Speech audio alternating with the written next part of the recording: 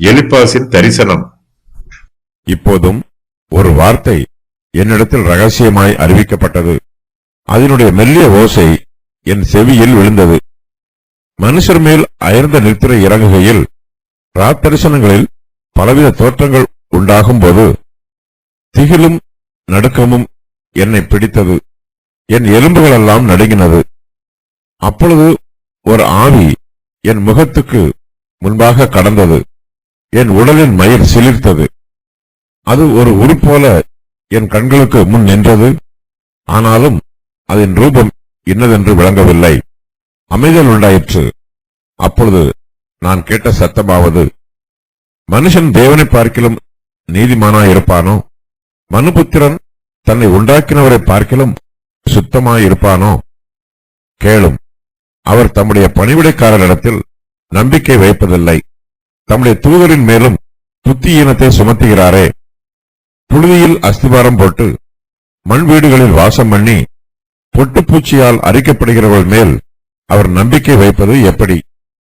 காலை முதல் மாலை வரைக்கும் மடிந்து கவனிப்பார் ஒருவரும் இல்லாமல் நித்திய அழிவடைகிறார்கள். அவர்களில் இருக்கிற அவர்களுடைய மேன்மை போய்விடுமல்லவோ, ஞானமடையாமல் சாகிறார்களே என்று சொன்னான். இராத்தரிசனங்கள். எலிப்பாஸ் யோபுவை தூஷிக்கிறார். யோபு ஒரு துன்மார்க்கர் என்றும், அவர் ஒரு மாய்மாலக்காரர் என்றும், அவர் பொறுமை இல்லாதவர் என்றும், கர்த்தருடைய நீதியான தீர்ப்பின் பிரகாரமாக அவர் வேதனைகளை அனுபவிக்கிறார் என்றும் எலிப்பாஸ் யோபுவின் மீது குற்றம் சொல்லுகிறார். தான் சொல்லுகிற குற்றச்சாட்டை உறுதி பண்ணும் வண்ணமாக இப்போது எலிப்பாஸ் ஒரு தரிசனத்தை பற்றி சொல்லுகிறார். இந்த தரிசனத்தை யோபுவோடு தொடர்பு படுத்துகிறார். ஓர் ஆவியை தரிசித்த அனுபவம். ஒரு வார்த்தை என்னிடத்தில் ரகசியமாய் அறிவிக்கப்பட்டது. அதனுடைய மெல்லிய ஓசை என் செவிகளில் விழுந்தது. இரா தரிசனங்களில் பலவித தோற்றங்கள் உண்டாயிற்று. திகில் என்னை பிடித்தது, நடுக்கம் என்னை பிடித்தது, என் எலும்புகளெல்லாம் நடுங்கினது. ஒரு ஆவி என் முகத்துக்கு முன்பாக கடந்தது. என் உடலின் மயிர் சிலிர்த்தது. அது ஒரு உருப்போல என் கண்களுக்கு முன் நின்றது.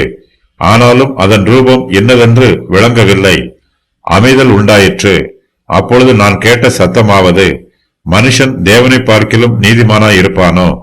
மனுபுத்திரன் தன்னை உண்டாக்கினவரை பார்க்கிலும் சுத்தமாயிருப்பானோ? யோபு தன்னுடைய வேதனையில் புலம்புகிறார். தன்னுடைய பிறந்த நாளை சபிக்கிறார். நம்முடைய காலங்கள் கர்த்தருடைய கரத்தில் உள்ளது. நம்முடைய பிறந்த நாளை சபிக்கும் உரிமை நமக்கு இல்லை. யோபு தன்னுடைய வேதனையில் பொறுமை இல்லாமல் பேசுவதை எலிப்பாஸ் கடிந்து சொல்லலாம். ஆனால் யோபுவை ஒரு மாய்மாலக்காரர் என்று எலிப்பாஸ் குற்றம் சொல்லக்கூடாது. தேவன் எலிப்பாசுக்கு ஒரு தரிசனம் கொடுத்திருக்கிறார். இந்த தரிசனத்திற்கு சரியாக வியாக்கியானம் சொல்லி எலிப்பாஸ் யோபுவுக்கு ஆறுதலான வார்த்தைகளை சொல்லலாம். யோபு தேவனுக்கு விரோதமாக முறுமுறுத்ததை கண்டிக்கலாம். ஆனால் எலிப்பாசோ யோபுவை குற்றப்படுத்தும் வண்ணமாக தன்னுடைய தரிசனத்திற்கு வியாக்கியானம் சொல்லுகிறார். யோபுவின் காலத்தில் எழுதப்பட்ட வேதாகமம் மனுஷருடைய கைகளில் கிடைக்கவில்லை. தேவன் அவர்களுக்கு பல சமயங்களில் தரிசனங்கள் மூலமாகவும் சொப்பனங்கள் மூலமாகவும் தம்முடைய சத்தியத்தை வெளிப்படுத்தினார். இக்காலத்தில் கர்த்தருடைய பிள்ளைகளாகிய நமக்கு எழுதப்பட்டிருக்கிற வேதாகமம் கிடைத்திருக்கிறது. இது கர்த்தருடைய பெரிதான கிருபை. அதிக உறுதியான தீர்க்க தரிசன வசனமும் நமக்கு உண்டு. பொழுது விடிந்து விடிவெள்ளி உங்கள் இருதயங்களில் உதிக்கும் அளவும் இருளுள்ள ஸ்தலத்தில் பிரகாசிக்கிற விளக்கை போன்ற அவ்வசனத்தை கவனித்திருப்பது நலமாயிருக்கும். 2 பேதுரு 1:19 என்று அப்போஸ்தலர் பேதுரு தேவ வசனத்தை பற்றி விளக்கமாக சொல்லுகிறார். கர்த்தர் எலிப்பாசுக்கு தம்முடைய செய்தியை ரகசியமாய் அறிவிக்கிறார். தேவனோடு நாம் நெருங்கிய ஐக்கியத்தில் இருக்கும்போது கர்த்தர் தம்முடைய ரகசியங்களை நமக்கு அறிவிப்பார். நம்முடைய கண்களால் கர்த்தரை காண முடியாது. கர்த்தரோ நம்மை காண்கிறவராய் இருக்கிறார். மனுஷன் முகத்தை பார்க்கும்போது கர்த்தர் நம்முடைய இருதயத்தை பார்க்கிறார். கர்த்தருக்கு மறைவானது ஒன்றுமில்லை. தேவன் நமக்கு பல வழிகளில் ஆலோசனைகளையும் ஆறுதல்களையும் சொல்லுகிறார். தம்முடைய சித்தத்தின் பிரகாரமாக தமக்கு பிரியமான வழிகளில் மனுஷருடைய இருதயங்களை உணர்த்துகிறார். கர்த்தர் எலிப்பாசுக்கு ஒரு வார்த்தையை ரகசியமாய் அறிவித்தார். அந்த வார்த்தை மெல்லிய ஓசையாய் இருந்தது. அது எலிப்பாசின் செவிகளில் விழுந்தது. தேவனுடைய சத்தம் மெல்லிய ஓசையாக இருந்தாலும் அது வல்லமை உள்ளது. நமக்கு மறைவான காரியங்களும் ரகசியமான காரியங்களும் ஏராளமாய் உள்ளது. நாம் இப்போது அறிந்திருப்பதை விட இன்னும் அறிய வேண்டியது ஏராளமாய் இருக்கிறது. இவை எல்லாவற்றையும் நாம் பரலோகத்திற்கு போகும்போது அறிந்து கொள்வோம். அங்கு நமக்கு மறைவான ரகசியம் எதுவும் இருக்காது. கர்த்தர் தம்முடைய சத்தியங்களை தரிசனங்கள் மூலமாக வெளிப்படுத்துகிறார். எலிபாஸ் அயர்ந்த நித்திரையில் இருக்கிறார். அப்போது அவருக்கு இராத்தரிசனம் உண்டாயிற்று. எலிபாஸ் உலக பிரகாரமான வேலைகளையெல்லாம் செய்து முடித்துவிட்டு ஓய்வாக தூங்கும் போது அவர் மீது அயர்ந்த நித்திரை இறங்கிற்று. அவருடைய இராத்தரிசனங்களில் பலவிதமான தோற்றங்கள் உண்டாயிற்று. அப்போது திகிலும் நடுக்கமும் எலிபாசை பிடித்தது. அவருடைய எலும்புகள் எல்லாம் நடுங்கிற்று. கர்த்தருடைய மகிமையின் ஆவியானவர் எலிபாசின் மீது வந்து இறங்கிய போது பயபக்தியினால் அவரை திகிலும் நடுக்கமும் பிடித்தது. கர்த்தருடைய ஆவியானவர் தம்முடைய தரிசனத்தை காண்பதற்கும் தம்முடைய செய்தியை கேட்பதற்கும் எலிபாசை ஆயத்தப்படுத்தினார். மூல பாஷையில் மனுஷன் என்னும் வார்த்தை அழிந்து போகும் மனுஷன் என்று பொருள்படுமாறு உள்ளது. மனுஷனுடைய சரீரம் மண்ணால் ஆனது, அது மண்ணுக்கு திரும்பும். மனுஷனுடைய சரீர மரணத்தின் போது அவனுடைய சரீரம் மட்டுமே மரிக்கும். அவனுடைய ஆவியும் ஆத்துமாவும் நித்திய காலமாக உயிரோடு இருக்கும். ஒரு ஆவி. எலிபாஸ் தன்னுடைய இராத்தரிசனங்களில் கண்டதை யோபுவிடம் சொல்லுகிறார். அது ஒரு சொப்பனம் அல்ல, பிரத்யட்சமாய் பார்த்த சம்பவம். ஒரு சிலர் தாங்கள் பார்க்காததை கூட பார்த்ததாக பொய் சொல்லுவார்கள். சிலர் தாங்கள் பார்த்ததோடு தங்கள் சுய கற்பனைகளையும் சேர்த்து சொல்லுவார்கள். இவையெல்லாம் கள்ள தரிசனங்கள்.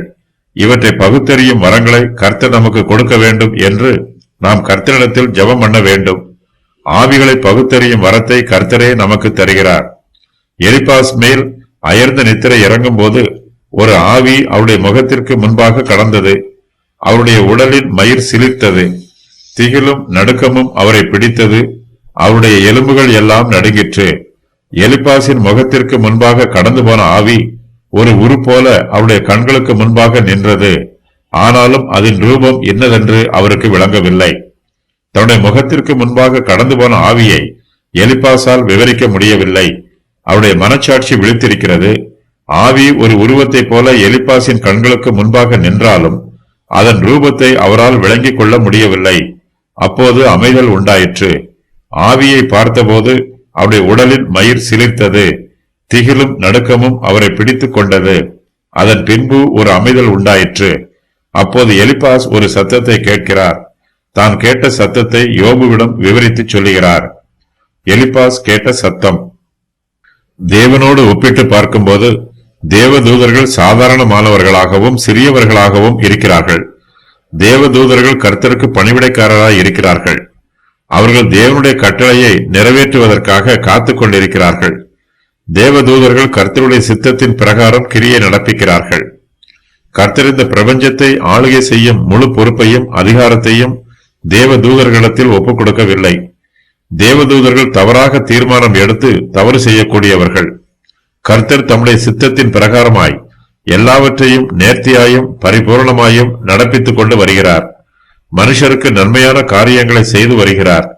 இந்த பிரபஞ்சம் தேவதூதர்களின் ஆளுகையில் இருந்தால் கர்த்தர் மூலமாய் இப்போது நமக்கு கிடைக்கும் நன்மைகள் தேவதூதர்கள் மூலமாய் நமக்கு தாராளமாய் கிடைக்காது. தேவதூதர்கள் ஞானம் உள்ளவர்கள், ஆனாலும் அவர்களுடைய ஞானமும் குறைவுள்ளது. கர்த்தர் மாத்திரமே சர்வ ஞானம் உள்ளவர். அவருடைய ஞானம் அனந்த ஞானம். மனுஷன் தேவதூதரை பார்க்கிலும் சற்று சிறியவன். கர்த்தர் தேவதூதரை நம்பி இந்த உலகத்தை ஒப்புக் கொடுக்கவில்லை. அப்படி இருக்கும்போது தேவன் மனுஷனை நம்பி இந்த உலகத்தை நிச்சயமாய் ஒப்புக் கொடுக்க மாட்டார். கர்த்தர் தேவதூதரிடத்தில் தம்முடைய நம்பிக்கையை வைப்பதில்லை. அப்படி இருக்கும்போது கர்த்தர் மனுஷர் மீது தமது நம்பிக்கையை நிச்சயமாய் வைக்க மாட்டார். மனுஷன் தேவனை பார்க்கிலும் நீதிமான் அல்ல. மனுபுத்திரன் தன்னை உண்டாக்கின கர்த்தரை பார்க்கிலும் சுத்தமாய் இருக்க மாட்டான். தேவதூதர் மனுஷனை விட சற்று மேலானவர்களாக இருந்தாலும் கர்த்தர் தூதரின் மேலும் புத்தியீனத்தை சுமத்துகிறார். தேவதூதருக்கு மனுஷரை விட அதிக ஞானம் உண்டு. ஆனாலும் அவர்களுடைய ஞானம் பரிபூரண ஞானம் அல்ல. ஆகையினால் கர்த்தர் தம்முடைய தூதரிடத்தில் நம்பிக்கை வைக்காமல் அவர்கள் மேலும் புத்தியீனத்தை சுமத்துகிறார். தேவதூதர் மீது நம்பிக்கை வைக்காத கர்த்தர் மனுஷர் மீதும் நம்பிக்கை வைக்க மாட்டார். தேவனுக்கும் தேவதூதருக்கும் இடையில் மிகப்பெரிய இடைவெளி உள்ளது. அப்படி இருக்கும்போது தேவனுக்கும் மனுஷனுக்கும் இடையில் உள்ள இடைவெளி மிகவும் அதிகமாய் இருக்கும். மனுஷன் மிகவும் சாதாரணமானவன். அவன் இந்த மண்ணில் இருந்து உருவாக்கப்பட்டவன். தேவதூதர்கள் பரலோகத்தில் வாசம் பண்ணுகிறார்கள். தேவனுடைய சமூகத்தில் அவரை எப்போதும் துதித்துக் கொண்டிருக்கிறார்கள். மனுஷனோ புழுதியில் அஸ்திவாரம் போட்டு மண் வீடுகளில் வாசம் பண்ணுகிறான். தேவதூதர்கள் கர்த்தருக்கு பணிவிடை ஆவிகளாக இருக்கிறார்கள். அவர்களுக்கு சரீரம் இல்லை, ஆகையினால் அவர்கள் அழிந்து போக மாட்டார்கள். மனுஷருடைய சரீரமோ அழிவுக்கு உரியது. பொட்டுப்பூச்சி மனுஷருடைய சரீரங்களை அழித்து போடும். அப்படிப்பட்ட மனுஷர் மீது கர்த்தர் நம்பிக்கை வைக்க மாட்டார். மனுஷன் மிருகங்களை விட மேலானவன், தேவதூதரை விட சற்று சிறியவன். தேவதூதர்களின் ஆவி பரிசுத்தமாய் இருக்கிறது. மனுஷருடைய ஆத்துமா மண் வீடுகளில் வாசம் பண்ணுகிறது. மனுஷருடைய சரீரத்தை எலிபாஸ் மண் வீடு என்று சொல்லுகிறார். தேவதூதர்களோ எங்கும் உலாவி வருகிறவர்கள். மனுஷருடைய ஆத்துமாக்களோ அவருடைய சரீரங்களில் மாத்திரமே வாசம் பண்ணும். மனுஷருடைய சரீரமோ அழிந்து போகக்கூடியது. மனுஷருடைய சரீரத்தில் மனுஷ ஆத்துமா சிறையில் அடைக்கப்பட்டிருப்பது போல இருக்கிறது. தேவதூதர்கள் பரலோகத்தில் வாசம் பண்ணுகிறார்கள். அவர்களுக்கு சரீரம் இல்லை. அவர்கள் ஆவியா இருக்கிறார்கள். ஆகையினால் அவர்கள் எங்கும் சுதந்திரமாய் சுற்றி அலைந்து கொண்டிருக்கிறார்கள். மனுஷனுடைய சரீரம் மண் வீட்டை போல இருக்கிறது. மனுஷன் தன்னுடைய மண் வீட்டிற்கு புழுதியில் அஸ்திபாரம் போட்டிருக்கிறான். நாம் இந்த புழுதியின் மேல்தான் நிற்கிறோம். புழுதியே நம்முடைய அஸ்திபாரம். ஒரு சிலருடைய அஸ்திவாரம் மற்றவர்களுடைய அஸ்திவாரத்தை விட உயரமாயிருக்கும். அப்படிப்பட்டவர்கள் உயரமான புழுதி குவியலின் மீது நிற்கிறார்கள். மண்ணில் இருந்து உருவாக்கப்பட்ட மனுஷன் மண்ணின் மீது நிற்கிறான். சீக்கிரத்தில் அந்த மண்ணுக்கு திரும்பி போய்விடுவான். மண்ணுக்குள் அடக்கம் பண்ணப்பட்ட மனுஷனுடைய சரீரத்தை பொட்டுப்பூச்சி அரித்து போடும். தேவதூதர்களோ நித்தியமானவர்கள். அவர்களுக்கு மரணம் இல்லை. மனுஷனுக்கு மரணம் உண்டு. மனுஷன் ஒரு சிறிய பூச்சியை தன்னுடைய கை விரலினால் நசுக்கி போடுவான். அதுபோலவே மனுஷருடைய ஜீவன் நசுக்கப்பட்டு அவனுக்கு மரணம் உண்டாகும். சிறிய காரியம் கூட மனுஷனுக்கு மரணத்தை உண்டு பண்ணிவிடும். பொட்டுப்பூச்சியால் அரிக்கப்படுகிறவர்கள் என்னும் வாக்கியத்திற்கு பொட்டுப்பூச்சிக்கு முன்பாக அழிந்து போகிறவர்கள் என்பது பொருள். மனுஷருடைய ஜீவன் நிலையற்றது என்பதும் மனுஷருடைய சரீரம் அழிந்து போகும் என்பதும் இதன் பொருளாகும். கர்த்தர் தம்முடைய பணிவிடைக்காரராகிய தேவதூதரிடத்தில் கூட நம்பிக்கை வைக்க மாட்டார். அப்படி இருக்கும்போது பொட்டுப்பூச்சியால் அரிக்கப்படுகிற மனுஷர் மீது கர்த்தர் நிச்சயமாகவே தம்முடைய நம்பிக்கையை வைக்க மாட்டார். தேவதூதர்கள் விழுந்து போனதும் மனுஷர் விழுந்து போனதும் வரலாற்றில் நடைபெற்ற சம்பவமாகும். லூசிபரோடு தேவதூதர்கள் விழுந்து போனார்கள். யோபுவின் காலத்தில் விழுந்து போன தூதர்கள் மனுஷ குமாரத்திகளை விவாகம் செய்து ராட்சதரை பெற்றெடுத்தார்கள். நோவாவின் காலத்து ஜலப்பிரளயத்திற்கு முன்பும் பின்பும் ராட்சதர் பூமியிலே இருந்தார்கள். தேவகுமாரர் மனுஷ குமாரத்திகளோட கூடுகிறதினால் ராட்சதர் பிறந்தார்கள். ஸ்திரீயின் வித்து இந்த உலகத்திற்கு வரவிடாமல் தடுப்பதற்கு சாத்தான் மேற்கொண்ட முயற்சிகளில் இதுவும் ஒன்று. தேவதூதர் மீது நம்பிக்கை வைக்காத கர்த்தர் மனுஷர் மீது நிச்சயமாய் நம்பிக்கை வைக்க மாட்டார். அப்படிப்பட்ட மனுஷரிடத்திலிருந்து கர்த்தர் பெரிய காரியங்களை எதிர்பார்க்கவும் மாட்டார். மனுஷனுக்கு பரிதாபமான மரணம் உண்டாகிறது. மனுஷர் காலை முதல் மாலை வரைக்கும் மடிந்து கவனிப்பார் ஒருவரும் இல்லாமல் நித்திய அழிவடைகிறார்கள். அவர்கள் அனுதினமும் மடிந்து போகிறார்கள். எப்போதும் மடிந்து போகிறார்கள். மனுஷருடைய சரீரம் நித்தியமானதல்ல. ஒரு தரம் பிறப்பதும் பின்பு மரிப்பதும் மனுஷருக்கு நியமிக்கப்பட்டிருக்கிறது. மனுஷர் மடிந்து போகும்போது அவர்களில் இருக்கிற அவர்களுடைய மேன்மை அவர்களை விட்டு போய்விடும். அவர்களுடைய அழகும் வல்லமையும் கல்வியும் அவர்களை விட்டு போய்விடும். அவர்களிடத்தில் இருக்கிற எந்த மேன்மையும் மரணத்தில் இருந்து அவர்களை பாதுகாக்காது. மனுஷன் மரிக்கும் போது அவனுடைய மேன்மையும் அவனோடு மரித்து போகும். மனுஷன் அதிகமாக கல்வி கற்று தன்னுடைய ஞானத்தை விருத்தி பண்ணுகிறான். கடினமாக உழைத்து ஐஸ்வர்யத்தை சம்பாதிக்கிறான். மனுஷருடைய ஞானமோ அவர்களுடைய ஐஸ்வர்யமோ அவர்களை மரணத்தில் இருந்து பாதுகாக்காது. மனுஷன் மரிக்கும் போது அவனுடைய ஞானமும் ஐஸ்வர்யமும் அவனோடு சேர்ந்து மரித்து போகும். மனுஷன் இந்த பூமியில் ஜீவிக்கும் போது ஓரளவு ஞானமுள்ளவனாக ஜீவித்தாலும் அவன் சாகும்போது ஞானமடையாமல் சாகிறான். மனுஷனுக்கு மேன்மையான காரியம் எதுவும் அவனிடத்தில் இல்லை. மனுஷன் தன்னை ஞானமுள்ளவன் போலவும் சுத்தமுள்ளவன் போலவும் நீதி உள்ளவனைப் போலவும் காண்பித்துக் கொள்கிறான். இது ஒரு மாய்மாலம். அவன் மெய்யாகவே பலவீனம் உள்ளவனாகவும் மதியீனம் உள்ளவனாகவும் பாவமுள்ளவனாகவும் இருக்கிறான். மனுஷன் மரணத்திற்கு நியமிக்கப்பட்டிருக்கிறவன். ஆனால் மனுஷனோ தன்னுடைய ஜீவிய காலத்தில் தன்னை அதிகமாய் மேன்மைப்படுத்துகிறான். மனுஷனுடைய நீதி எவ்வளவு அதிகமாக இருந்தாலும் அவனால் தேவனை பார்க்கிலும் நீதிமானாய் இருக்க முடியாது. மனுஷர் எவ்வளவு சுத்தமாய் இருந்தாலும் மனுபுத்திரன் தன்னை உண்டாக்கின கர்த்தரை பார்க்கிலும் சுத்தமாய் இருக்க முடியாது. மனுஷருக்கு பாடுகளும் வேதனைகளும் வரும்போது தாங்கள் நீதிமான்கள் என்றோ பரிசுத்தவான்கள் என்றோ மனுஷன் சொல்லக்கூடாது. தங்களுக்கு அநியாயமாக வேதனைகளும் நெருக்கங்களும் வந்திருக்கிறது என்று புலம்பக்கூடாது. மனுஷரிடத்தில் நீதியோ பரிசுத்தமோ இல்லை, அவனிடத்தில் அநீதியும் அசுத்தமுமே இருக்கிறது. யோபு தன்னுடைய நீதியையும் பரிசுத்தத்தையும் சொல்லி தன்னை மேன்மைப்படுத்தக்கூடாது என்று எலிப்பாஸ் சொல்லுகிறார். யோபு ஒரு மாய்மாலக்காரர் என்றும் கர்த்தர் அவருக்கு நீதியான தண்டனையை கொடுத்திருக்கிறார் என்றும் அந்த தண்டனையை யோபு ஏற்றுக்கொள்ள வேண்டும் என்றும் சொல்லி எலிப்பாஸ் யோபுவின் மனதை வேதனைப்படுத்துகிறார்.